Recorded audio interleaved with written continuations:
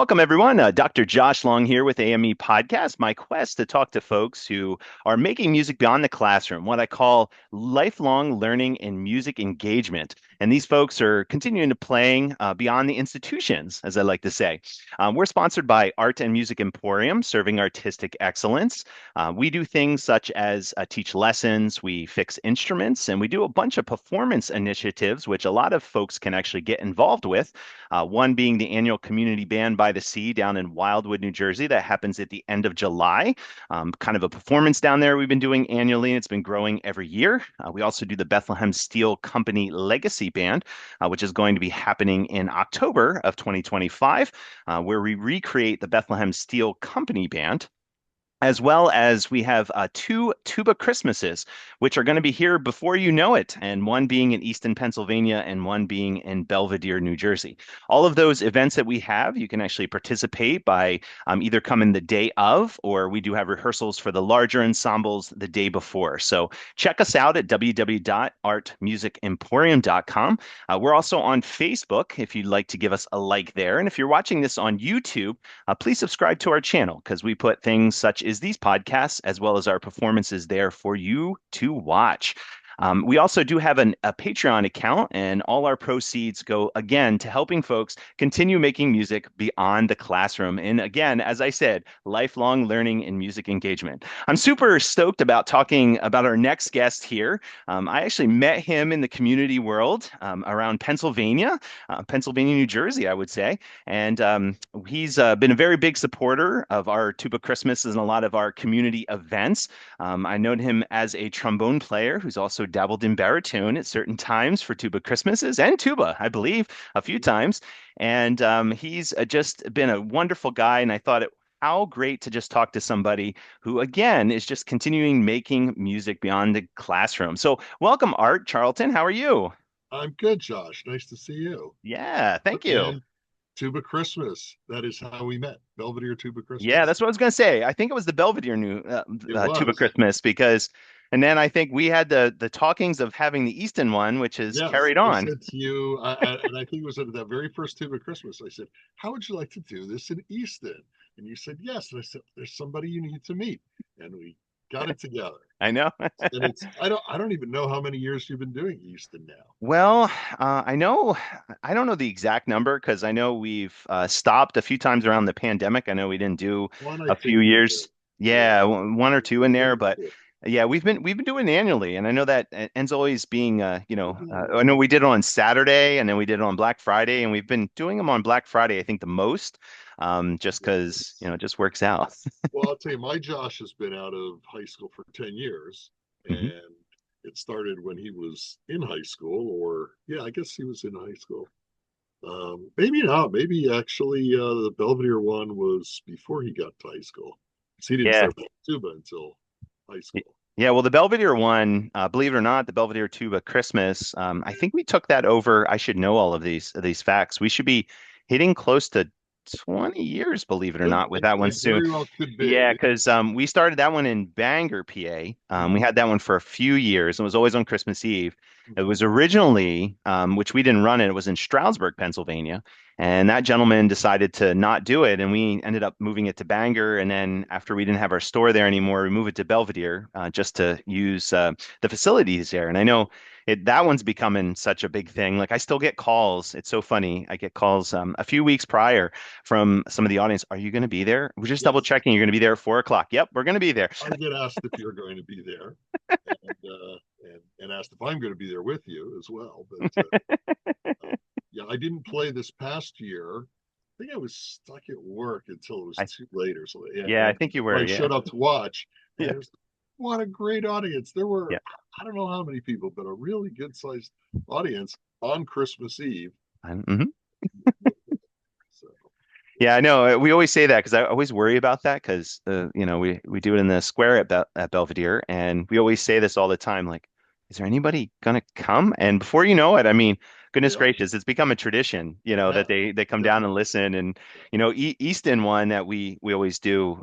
During all their events down there. I mean, it just kind of works out. There's always kind of built-in people down there, so it's kind of nice. But even that one's grown too. I mean, I think they had the new stage this year. You saw, and we kind of Yeah, filled well, it. I did that when we were up on that stage, which I liked when we were down a little lower, first of all, Yeah, yeah, closer to the crowd. That felt a little distant being up there. Plus, there was wind, and I had yep. to play with one hand on my music and the other on the baritone. That made for some interesting maneuvers. I know it's always like that, just to try to play your instrument, and then of course, just like you said, and it was cold that day, so everything that you touch on the horn is frozen. So, Yeah, that was a very chilly one in Easton, especially. yes, it But was. that's how we met way back Yeah. in Tuba Christmas, and right. Yeah. Well, that's awesome. Hey, I just wanted to kind of unpack a little bit. If you wouldn't mind indulging a little bit of how you got involved with music. I always start here with this with folks because whenever and how far you want to go back, and not to be coy here, it's just, is what you're interested in sharing. Just because I always like to hear kind of people's backstory and then, how you're still performing today. That's kind of the point of these. So, With me, it goes all the way back. okay. My parents were not musicians per se. Okay. My father dabbled with guitar, and he knew, I think, two songs on piano. Okay. And my mother didn't play anything, but she liked to sing. She was a nursery school teacher, so she sang, Hmm. in class. But my from my earliest memories, there was music in the house.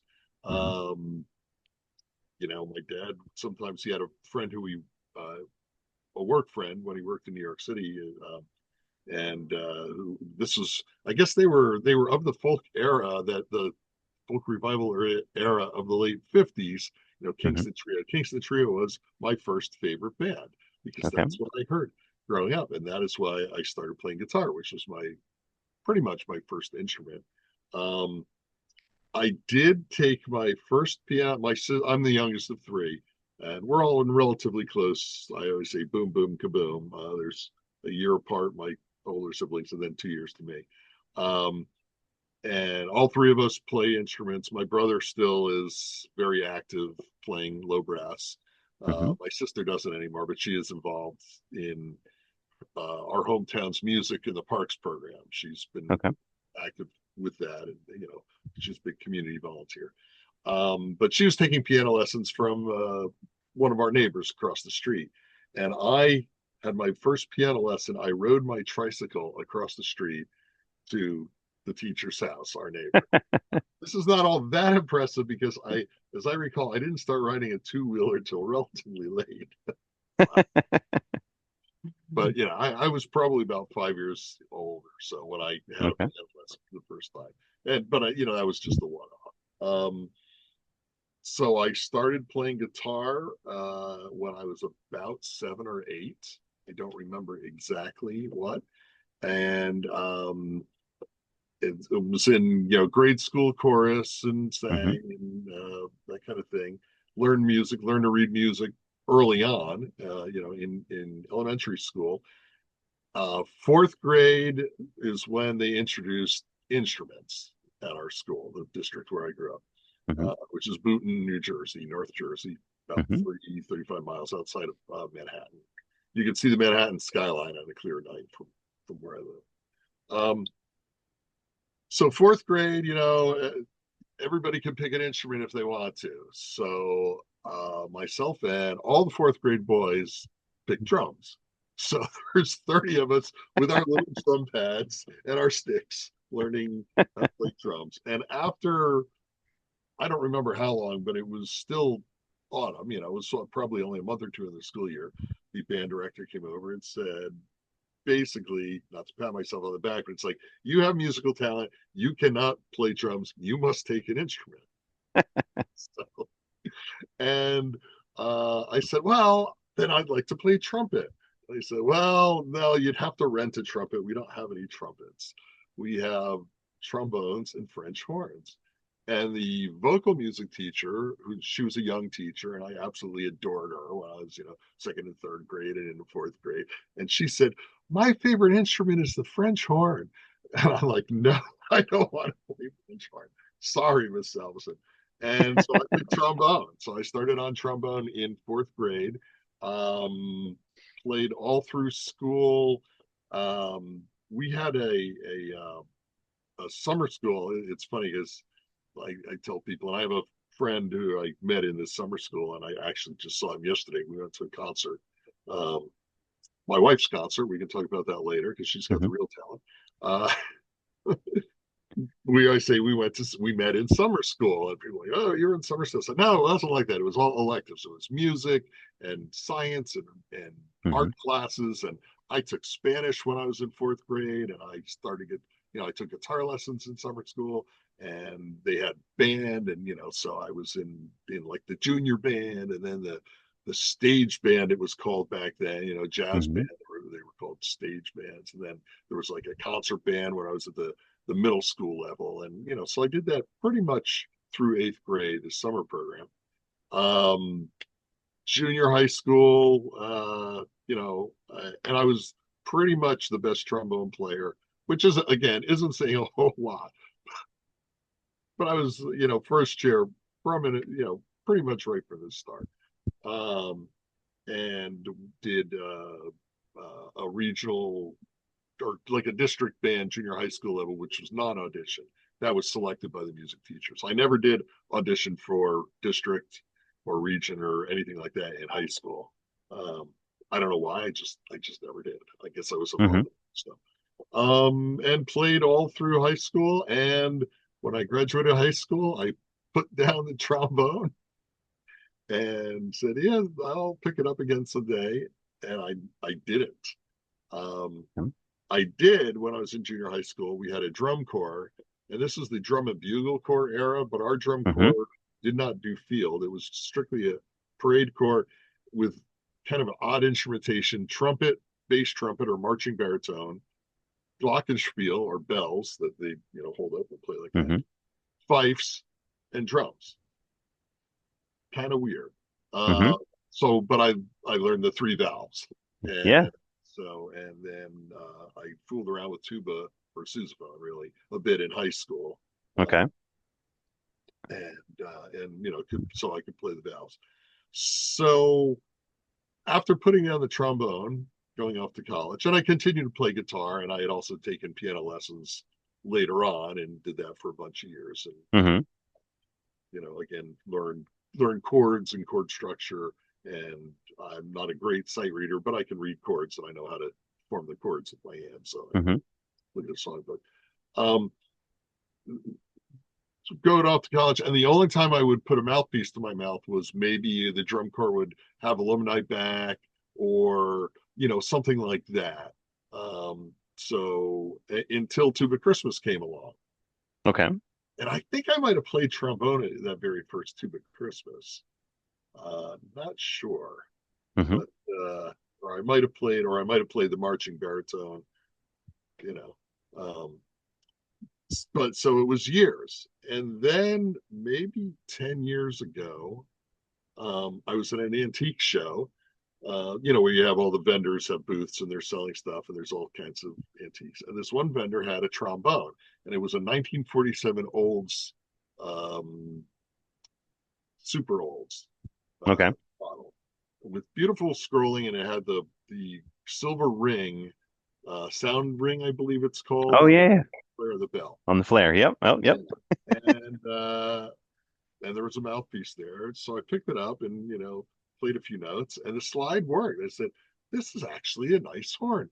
It would be a shame if this horn gets bought at this antique show and ends up nailed to the wall of Hmm. some Bennigan's or some other bar or something like that, Yeah. Right. turned into a lamp."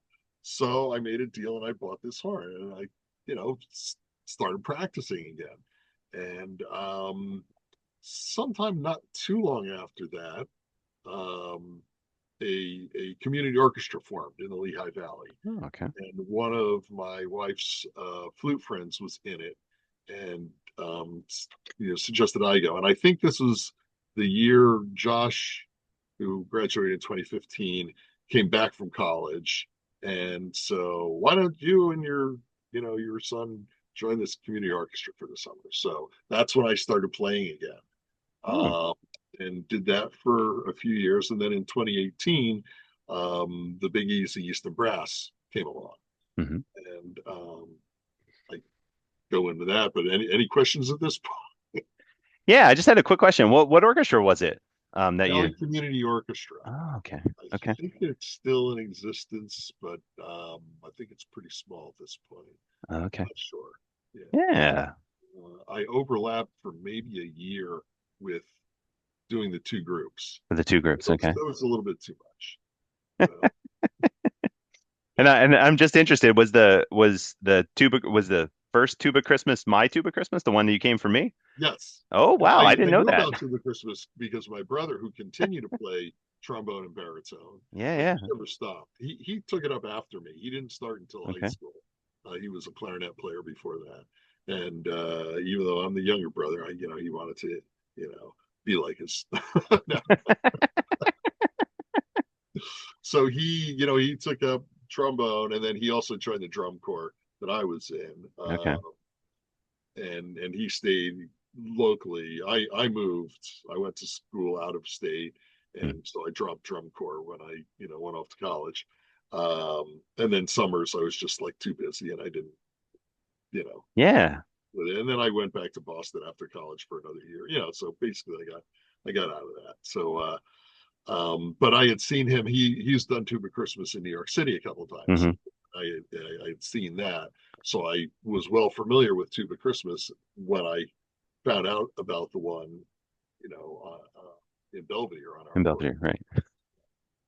which I think I found out about that through work because I work for the county and you guys get permission to Yep. use our facilities, use Yep. our like Tuba Christmas in Belvedere. What? I got to do this. Brought the boys along. So Oh, that's awesome. Yeah, no, no, that's cool. I know, and I always say this for the Belvedere one, just because we're always looking for low brass folks. I do let a little trombones in, and I know yeah, that's cool. against the Tuba Christmas rules, but I figured they're in the low brass world, so shh. We've done that for a I couple think years. I've only done that once, and I think it was Yeah, the first year. yeah, Or else maybe I played the baritone and John played the trombone. Maybe that was it. yeah, yeah. So for those who don't know, I mean, you know this, but for the purposes of I have two very talented sons, Hmm. John, who's now 31 and a park ranger in Florida, and very musical. He started on Easton would start kids in the third grade on string instruments. So Okay. he started in third grade on string bass. And then 2 years later, Josh started on violin in third grade. Hmm. Both of them played string instruments throughout school, but when they got to Easton High School, we encouraged them to get in with the famed Beast from the East, the Easton High School band, Yep. and my old King Cleveland that I had gotten when I was a kid Hmm. was sitting around, and again the free instrument. Yeah. So here, son, you can be a trombone player. Here's my old trombone. And when Josh got to school, and John, took right to it and did great. And 2 years later, his younger brother gets to Easton High School, and they recruited him to be a tuba player, to Okay. join the sousaphone section. And he really took to that so much so he almost majored in tuba. Kind of at the 11th hour, he decided not to. Yeah. Um, and but he did get a nice scholarship to the school he went to Hmm. that gave him money to go to school there and be in their musical ensembles. Yeah. So he was in marching band, concert band, orchestra, small ensemble. He played tuba all through college and into grad school. We encouraged him to why don't you just go to the audition and you'll Yeah. meet people. He ended up at University of Buffalo for grad school, big school. This way you'll meet some people. So he went off to audition for orchestra and ended up leaving roped into three groups, including a quintet. Yep. Unfortunately, one semester into college, the pandemic hit, and that Mm. kind of did that in. But we did get up there and we saw him with the orchestra and his brass quintet before the pandemic. So Well, that's awesome. yeah, and so they continue to play. They play. Well, John, took up electric bass. He was the Hmm. string bass player. He took up electric bass when he was in middle school, I would say. Yeah, definitely in middle school. He was a middle school jazz band, so it was before that. Um, and when Josh went off to college, he got an electric bass. Hmm. Uh, didn't do too much with it for the first year or two, but then he ended up being in a band in college. The Model Astronauts, they were called. They played on the Spring Fling. They opened, you can say they opened for, and I forget the rapper's name, but some nationally known rapper was like the top act. And Hmm. Model Astronauts was maybe second or third on a bill of like five, bands. That's awesome.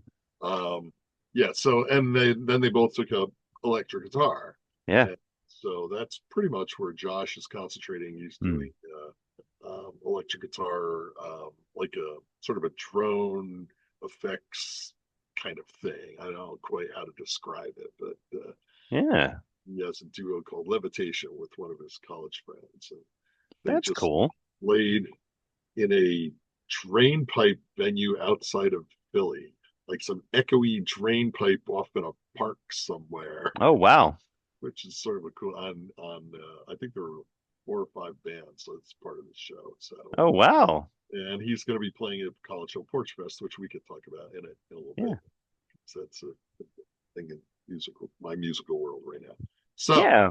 Yeah. So uh, I had a couple questions actually before we jump a couple places. So I always ask this question, and I know you put the instrument down. oh And yeah, I have two questions. One question is um, and I always ask this because I hear a lot of folks, why they put, I'm interested in why you put the instrument down. And then also how you started gotten interested in it again, because that's always important to me too. Because I know, that's a some great people get, question. yeah. So I'm just interested in that if you would expand a little bit with Sure. that. Well, so senior year, I'd been first chair trombone Hmm. for. Actually, I won first chair as a freshman over 6 other guys, including my brother. Oh, And wow. the following year, they all ganged up on me, and I ended up as last chair because and the fix was in. But they couldn't allow the upstart freshman to continue being first chair. So the next year I was down to the bottom, and then I was back up on top for the last 2 years. Hmm. And yeah, we didn't have orchestra in my high school.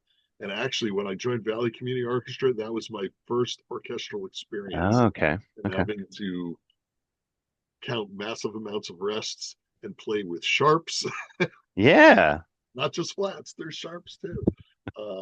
And orchestral music, it was a whole different world. It was not what I was really used to doing, but we'll get back to. So, senior year, final concerts, big concert. My lip was shot at the end of the concert because we had small group and we had jazz band and we had concert band and Hmm. wind ensemble, the whole bit. And that was pretty much the last time I played. I just, you know, put it down. I guess I must have.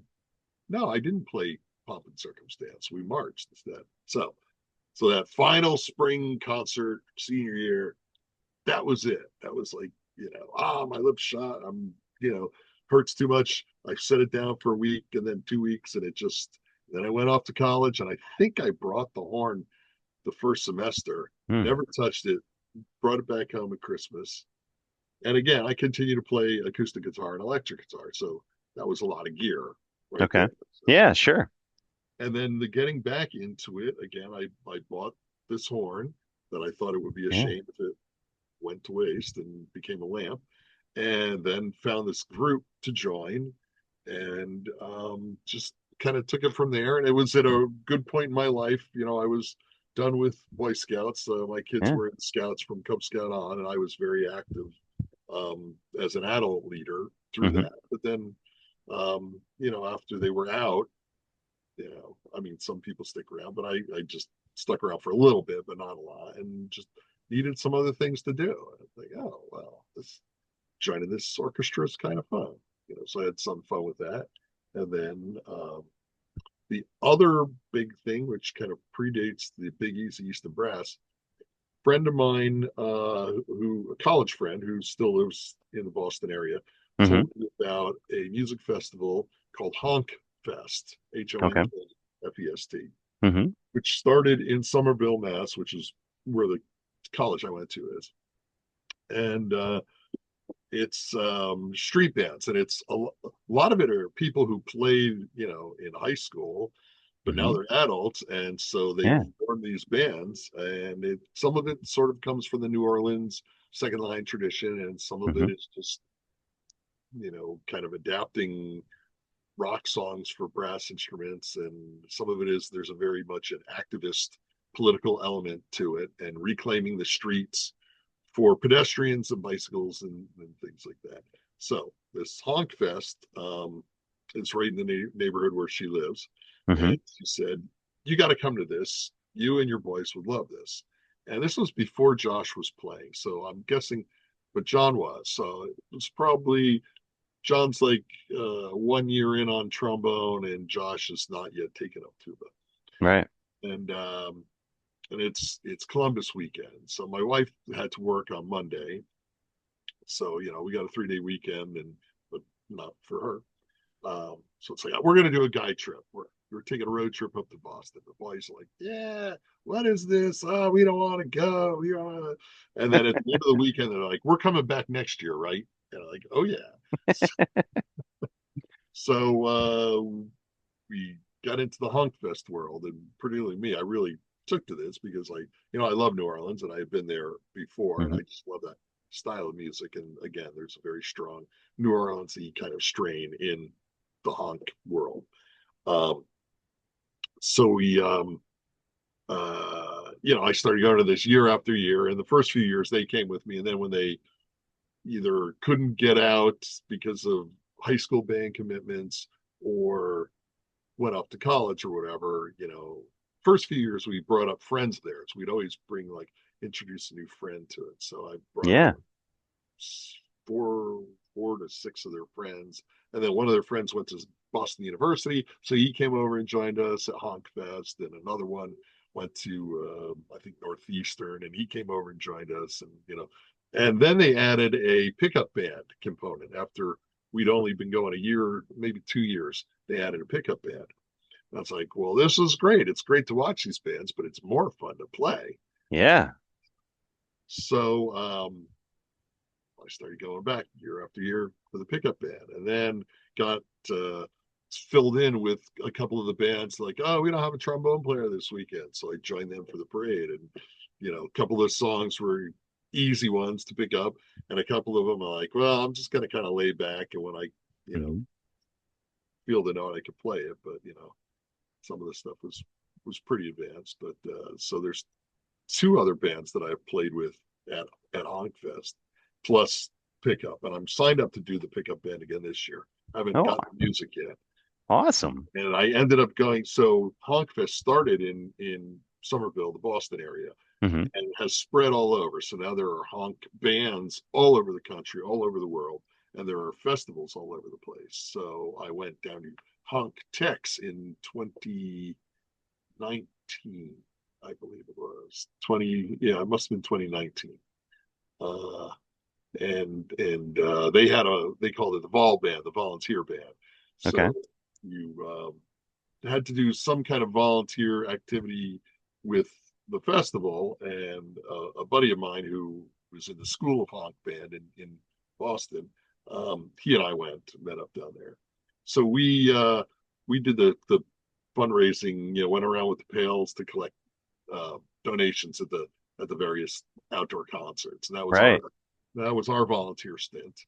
And then we got to play with the Vol Band. We had one rehearsal, and then we had 2 performances, and plus then a parade. And then we were the last band on the final day of the festival. Like each band gets a 15-minute segment, and the very last segment was the volunteer band, but anybody could join us. And Okay. that's one of the coolest musical experiences I've ever had. We had well over 100 players Oh, around wow. the stage doing a couple of songs. So that was pretty damn cool. And there are YouTube videos of this out there. So Yeah. I know. I personally, I haven't checked him out. I have to because I remember you had that interest, and that's what kind of, had Big and Easy come to Easton, right? That was kind of, yeah, so I guess we could talk about the Big Easy, but let's yeah. see if my water bottle will show up on the Not quite. Yeah, I I got get that. a sticker on my bottle here. Yeah, okay. I see it for a second. Right. So, so I'm doing the orchestra thing, but I've been wanting to form a honk band ever Okay. since I went to this first festival about Yeah. I don't know how many years before. Um, and one day I get I think it was a phone call from a guy named Jeremy Joseph, Mhm. um, who tracked me down by through an article about your Easton Tuba Christmas. Oh, okay. So, he was he was trying to put a band together to play like a New Orleans second line band, and found me somewhere. And I'm in the phone book, so he sees my name, he looks me up, and I have a public phone listing. I get this call, and like, do you know anybody who would like to be in a New Orleans second line band? I'm like, yes, me. This is what I've wanted to do for 10 years. Yes. So we had a meeting, and there were five of us at this very first meeting, and it was at Two Rivers Brewing, which unfortunately just closed. We Okay. consider that the birthplace of the Big East of Brass was Okay, be easy. Two Rivers. And the five of us sat down. He found somebody through a Craigslist ad, and Hmm. somebody else knew somebody. And so we sat around a table at the restaurant, and over beers, we talked about music and what we would want to do. And we said, well, yes, let's do this. Let's form a band. And had the first rehearsal a couple of weeks later, and it was the five of us plus another trumpet player Hmm. who is Ken Gross, has had a lifelong professional career. And Hmm. at the time, I guess Ken was probably in his mid to late 60s. He, of course, Okay. is older than that now. He's in his well into his 70s. Um, but he was a New York City musician of all different styles: jazz, classical, klezmer, weddings. You know, it's Yeah, lifelong. yeah. And so he starts playing, and he blows us away. It's like, whoa, this guy can play. So we got something here. So we've got two trumpets, a trombone, and a drummer, and a kazoo player. Two drummers. The two of the people. Well, the one guy plays sax and drums. I think he might have played drum at the first bunch of rehearsals, and Okay. then switched over to sax. Um, and every rehearsal had more people. We Hmm. rehearsed every other week, and every time from six people at the first one, and then nine people at 12. So, and it just grew. And then so this was February, was our first rehearsal. Okay. And we had our first event in June. We did a parade from the Easton Neighborhood Center up on Washington and Ninth, which is where we rehearse, Yeah. down to Two Rivers. And it's just a few blocks, it's like 4 blocks or something like that. But, we're walking and playing for the first time together. And there was a crowd there, and people loved it. And we're playing, When the Saints Go Marching In, and a couple other things. I think we were playing Funky Town then. And Push It, and I'm not sure what else we did that first show, but we had Yeah. a whole repertoire, and the reaction was really good. And then we just started planning things, and getting out. And the more we would get out, the more we would recruit new people. And so we've been going strong. We survived the pandemic. We found ways to play for the public during the pandemic. We Hmm. were standing, you know, 6 feet apart, and we had little masks on our bells so that Hmm. no, whatever, go out. And we did remote type performances where we would be outside someone's window. Hmm.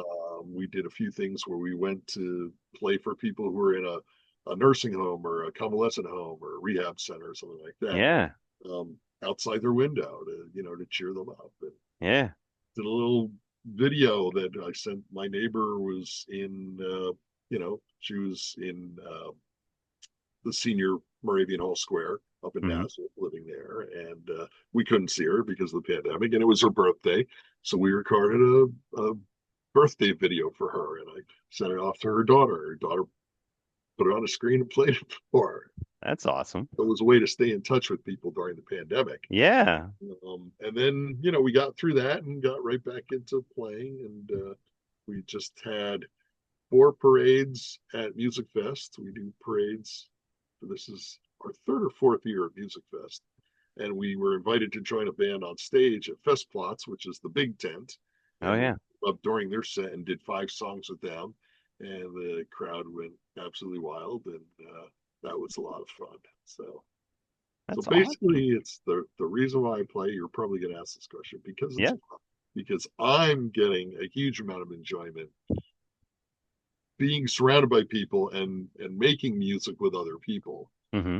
Um, so that's basically it, and that's why I've taken advantage of opportunities like your Tuba Christmas. I Yeah. continue to do, and your Banger Sesquicentennial Band. Yep.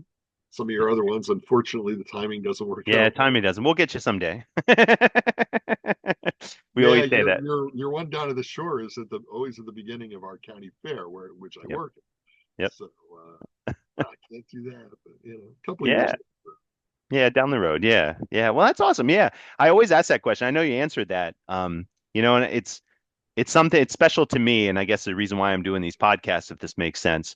Mhm. I like seeing how people are making music because, like how you just said, you could have easily, put your instrument down and did not do anything music. Now I know you were playing guitar and doing other Yeah, things like that, right?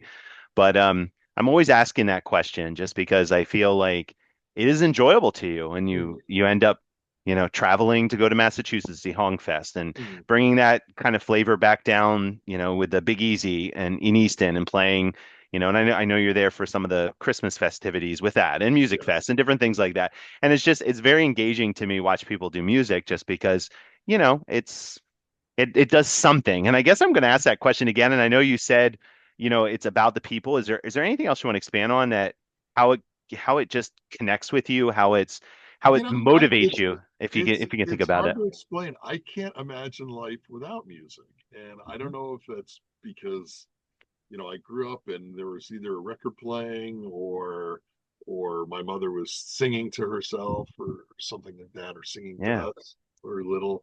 Um, I just I can't explain it. It's just there, and if I didn't have that, I can't imagine how I would go through life if and and I'm lucky that I did learn to read music at an early age. Hmm. When people can't, I kind of have to catch myself. It's like, what do you mean you can't read music? It's like reading. It's like reading. It's second nature. But Yeah. luckily I had the advantage of having a school district that did have, although the music program was low on the totem pole, it Hmm. did have a music program. And Hmm. for my formative years, this summer school existed that had music classes. And again, I took trombone and guitar, and I was in the summer chorus and the summer band, and so I Wow. got to do all that kind of stuff. Um, and again, the guitar has always been my personal go-to. Yeah. You know, it's I do find it hard to practice trombone because I feel like I need to be playing with other people. Yeah, I understand. I get that. Your students probably, you say, "Did you practice well?" Uh, as guitar, I can sit down and I can play and sing or not sing or whatever. And when I was younger, I used to put on records and plug. I actually would run a patch cord from the earphone jack into one channel of my amp and my guitar into another channel, and I would crank it up and I would play along with records. And my father would come home from work and he's like, "Shut that off! What are you doing?" But through him, I got a very wide, like, I love big band music. And when I was in college, I loved Tommy Dorsey and Glenn Miller and Benny Yeah. Goodman and all that kind of stuff. Um, which was unusual in that era for people of my age to be into that kind of music. But because he had those records, and I listened to them, and I like stole some of those records and brought them up to college with me, and so Yeah, well, and you say it, and this is, and I'm not, like I say this all the time on these podcasts, and I've said this once before, I know, But like, I'm not dissing anything in the public schools. 'Cause I know they all go through the challenges, but you say yourself, it's always music's always low on the totem pole, unfortunately, and or it gets cut or whatever, and I'm not saying anything. I understand budgets and I know music teachers are out there, but yet it like lives in your soul. You know what I mean? And it, Yeah, it seems like to you, it's like I couldn't even imagine anything without music. and And I it's know, lifelong. yeah. Like I was not a great athlete, but I ran track and cross country in high school. Hmm. I couldn't run now. My knees, I do not have the knees for running right now. But I can play and I can walk along in our parades and whatever. So Yeah, and that's the interesting thing to me because even it's just I've watched you obviously, from the reason why I'm drawing this podcast. I watch you from just showing up with Tuba Christmases mhm, to being active in a lot of different groups. And I didn't even know about the orchestra. I'm going to tell you that right now. Like I didn't even know that. And I've just watched you like be in different performances and mhm. honk fests and different things. And it's just like you're always just engaged with it. And that's the neat thing of music. Just watching it gives you something, obviously, I feel. It You know does. what I mean? And I always ask that, as you said, it's like, you're involved with the Porch Fests, for example, in Easton. Yeah. It's like you're involved with all these different ensembles and music, whether you're just listening or performing. And it's like that's why I always ask those questions, just because it's just interesting to me to see how you're engaged and what that means to you. You know what I mean? Keeps me out of trouble. Keeps me off the street. It keeps you out of trouble. Which I think is why our parents steered us into band and why we steered our boys into band when they got to high school and keep them out of trouble. Keep him out of trouble, yeah. It's Yeah. funny you say that. I always joked, my brothers were in the more jock realm Mm. world, and my parents always told me of all the troubles that they had with them. I'll say it that way. And with me, it was like, oh, he's in the band. Right, It's like right. Little he was did they on. know what we were doing in the back of the bus. Yeah, that's right. The, the mouthwash bottles that really didn't have mouthwash that went to band camp and things like that. But you'll edit that part out, Yeah, right? we'll edit that part out, right?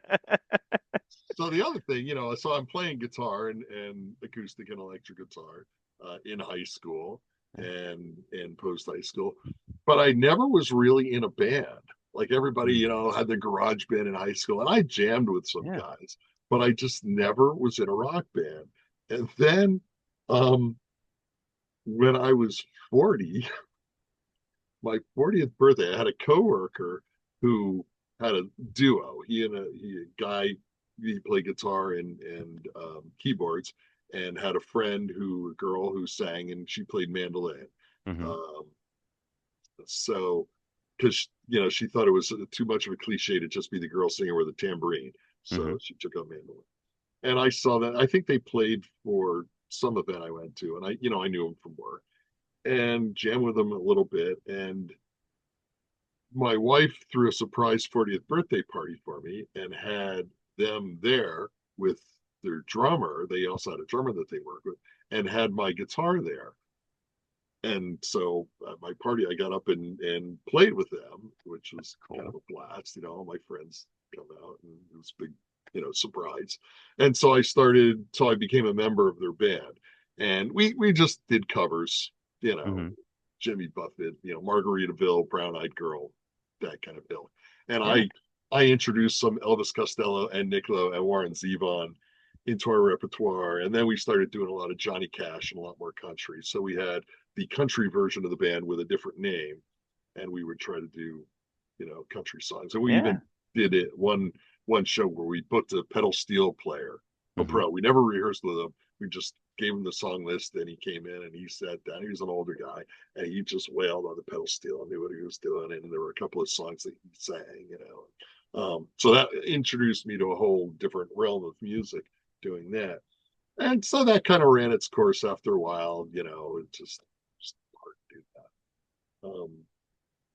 Yeah, just it wasn't whatever. We'll leave that aside. So we just kind of fell away from playing together in that band. But again, I kept playing the guitar, and then so Porch Fest, Kim Kometz, who was the longtime Easton Main Street director, Yep. Her son went to college up in Ithaca, and that's where Porch Fest started. So they went up like a parents' weekend or whatever, and there was this event where people's houses, the porches of their houses, become stages, and they have music just all over the neighborhood, all over the city. So she said to me, we'd been friends a long time, and again, our kids were contemporaries, and she said, "What would you think of if we did on College Hill, where we have all these houses with these beautiful porches, if we did this event that did," and she explained what it was. I'm like, that is a great idea, Kim. I'm in. And she recruited a half a dozen or so people to be the organizing team. And so that started in 2018. That started the same year as the Big Easy. Mm-hmm. And so I said, what if we ended all these porch performances with a parade through the neighborhood by Big Easy? And that's become one of our favorite events. So we've every year there's been a Porch Fest, and we did have to skip 2020. Um, Mm-hmm. we've ended Porch Fest, 4 hours of performances on porches. This year we have more than 60 groups, musicians, Wow. either solo, duo, full bands, drum circle, ukulele, chorus, flute choir, so over 60 groups, over 30 porches or front yards, or there's a couple little parklets, parks where we have Mm-hmm. stages. Um, so that's gone great guns. And so I always do a set on guitar. So I still once a year I I start working very hard on guitar to get my fingers back in shape and come up with my set of 12 to 14 songs. And so I will perform, that's sort of my only guitar performing pretty much, but keeps my hand in and do it, Yeah. yeah.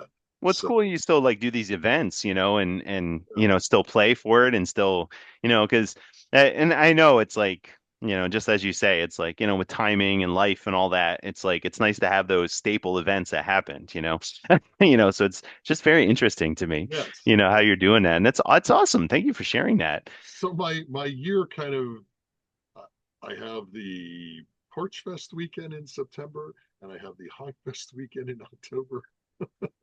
And that's kind of how I structure my life around those things. And then, of course, the Big Easy with, Yeah.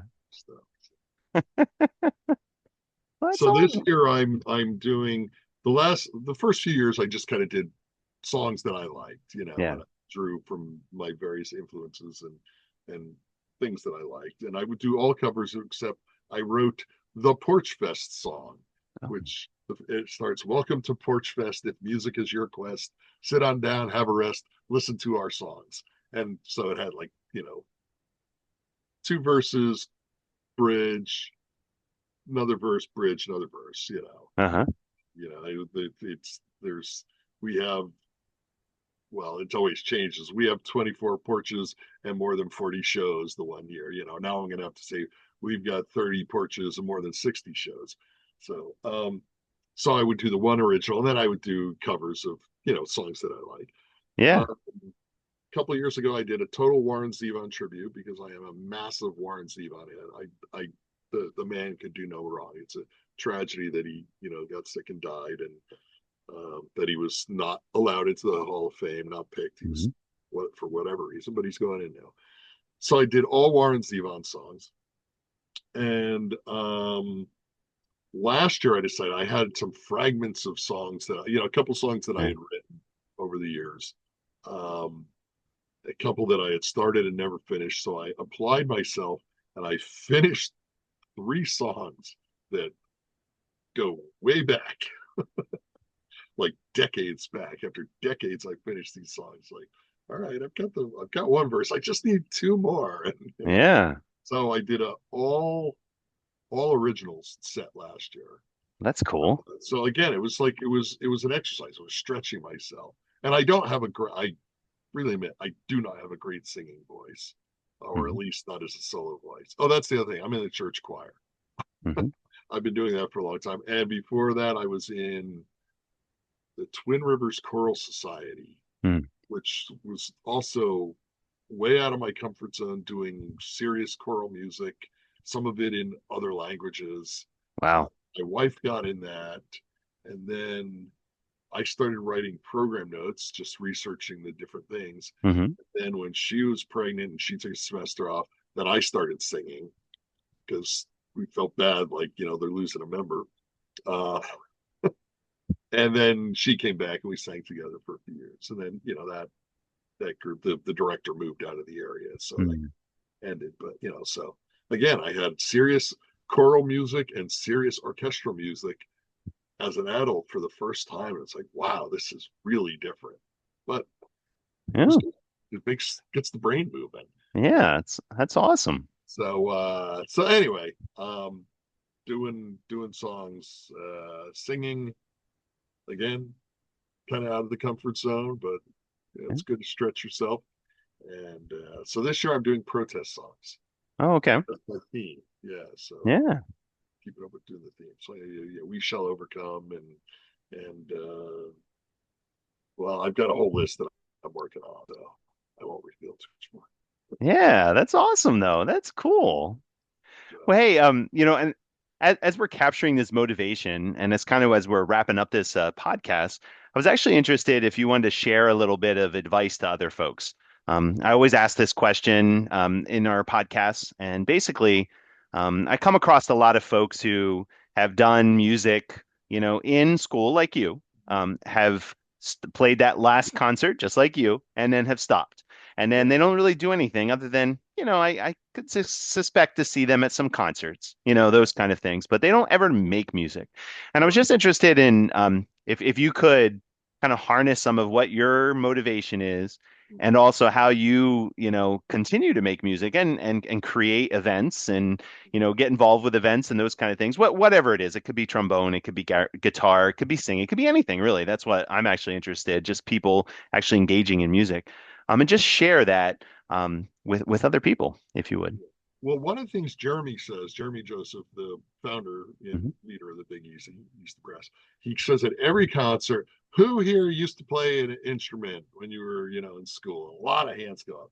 And how many of you are still playing? And a couple of hands. Like, what's wrong with the rest of you? Why do you get that? How many still have that, clarinet in the closet? A lot of hands. It's like there's no reason you can't pick it up after decades. I'm a prime example of that. Like, again, I didn't completely never play a brass instrument. I did occasionally over the years, like I said, for a reunion or this or that. Um, but a good example of that trombone was sitting there. Now I didn't play my high school trombone. I didn't start till I bought one that was actually a much better trombone. Yeah. Um, so I think the reluctance is the first time you pick up that horn or pick up that guitar, it's not going to feel good. Like Hmm. your fingers are going to hurt, or your lip is going to hurt, or whatever. Or you're not going to have the breath and the stamina or whatever. But it comes back faster than you think, really. So, and I don't know the whole scientific, endorphins or whatever, but there's something going on that it makes you feel good. And again, I mentioned my knees. I've got arthritic knees. I had a knee Hmm. replacement in January, um, and my knees are hurting most of the time. But not when I play, man. I don't feel they feel great. Now after the show's over, then I'm like, oh, geez, what did I do? But but it Yeah. really there's something there that it just creates this feeling of well-being, and you don't feel your aches and pains. You don't think about your troubles. Um, when you're doing the orchestral music, boy, you can't think about anything else. You got to focus.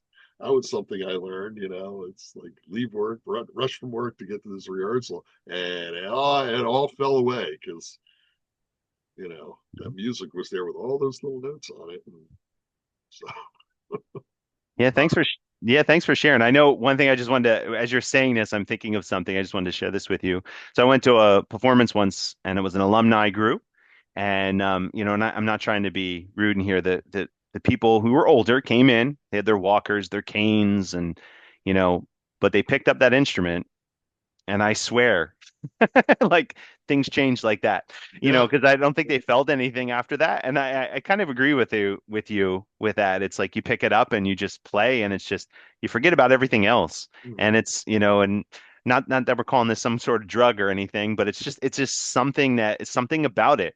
And you explained it so well, just Yeah. how, that's what's going to be my joke with you. And I didn't, want to say this the wrong way. It's like, oh, your knees are hurting, and yet you're marching parades.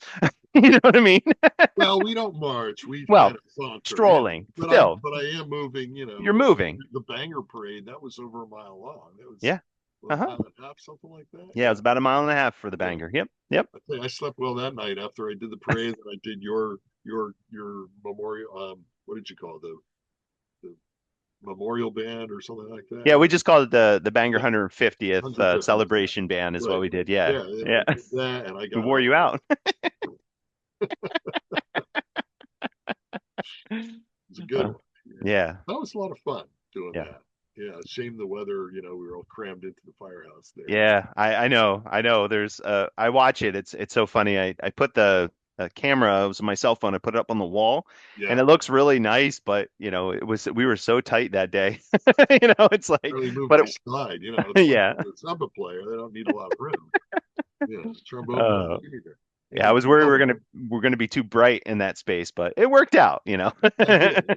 It sounded good, and the recording sounded pretty good. Yeah. It was so fun. So yeah, so all I can say, if anybody's watching this who isn't a musician or is a former but not current, do it. Just like the sneakers, just do it. I mean, you won't regret it. It's fun. It's gives you something. You're part of a community. I'm a very big believer in community. Again, I get that from my parents. They were both extremely active in our hometown, doing all kinds of things. Um, it's important to be involved and to engage with other people, and that keeps you from getting senile, frankly, and getting or for the most part it does. I don't know, but yeah, no, it's I think it's really important that to stay engaged in your community, to be involved in music, to have music in your life. um there's I don't see any downside to it. So Mm. Thank you, Art. I yeah, appreciate that. yeah, Yeah, yeah, thank you. I mean, very well said. I appreciate that. And I just wanted to say this, as I'm watching, and I know you always, I'm just going to say this to you this way. It's like I've just been inspired by you watching you continue and playing, oh, making music, just because, it's like regardless, you've never stopped. And that's what, and I know you had stopped briefly for a little bit, but you came back to it, and you're yeah. doing a lot of fun things with it, and bringing a lot of community support. I mean, big and easy. I mean, goodness gracious. I mean, it's wonderful to watch that. I know I've always wanted to be involved with it at Well, certain times. you can, I John. should. You can pick up on our music in no time. Yeah. And right Really? after Tuba Christmas, I should stick around and play. You know, Yeah. but it's just I don't know, it's amazing to just watch you just continue to play music and continue it to be in your life just because, like I said, so many people shut it off. So And if any, again, Big Easy Eastern Brass yeah. is a very easy way to get back into it if you have any, because you can even just shake a tambourine or do a cowbell or whatever. Uh, and the music is, I think, fairly easy to pick up on. And again, we are all ages, all skill levels. We'll take any, you pass the mirror test and you're in, right?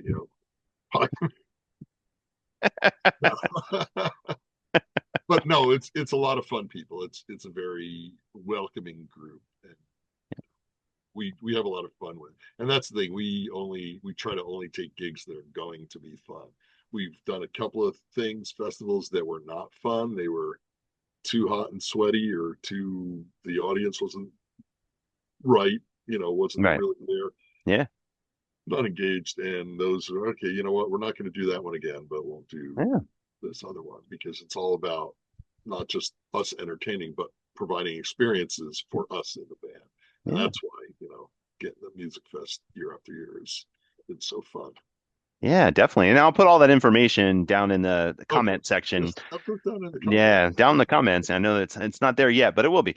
Will be. So Well, hey, thank you so much, Art, and I appreciate, again, being involved with the community. And I always say this, thank you for supportive of my community groups that we've Yes, been doing. yes. So We thank will you. see you at Tuba Christmas, at least one, if not both.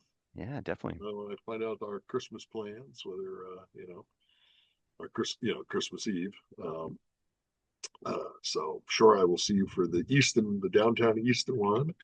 Yeah, remember I brought donuts the first couple of years for Yeah, everybody to thank them for being in that. yeah, So we gummed up our horns by eating glazed donuts that's right. and cider. Yeah, yeah, Um, no, it's good. Good times, man. Yeah, and I hope I can do some of your other things coming up in the future.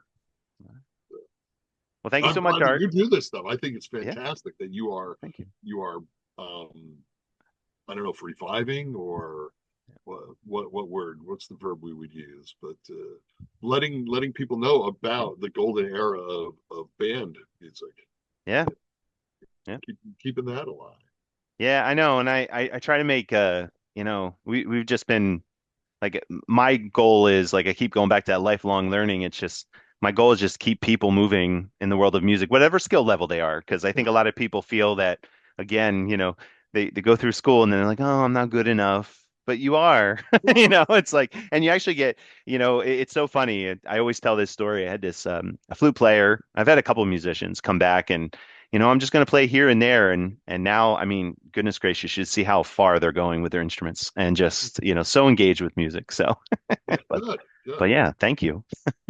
You bet. Yeah.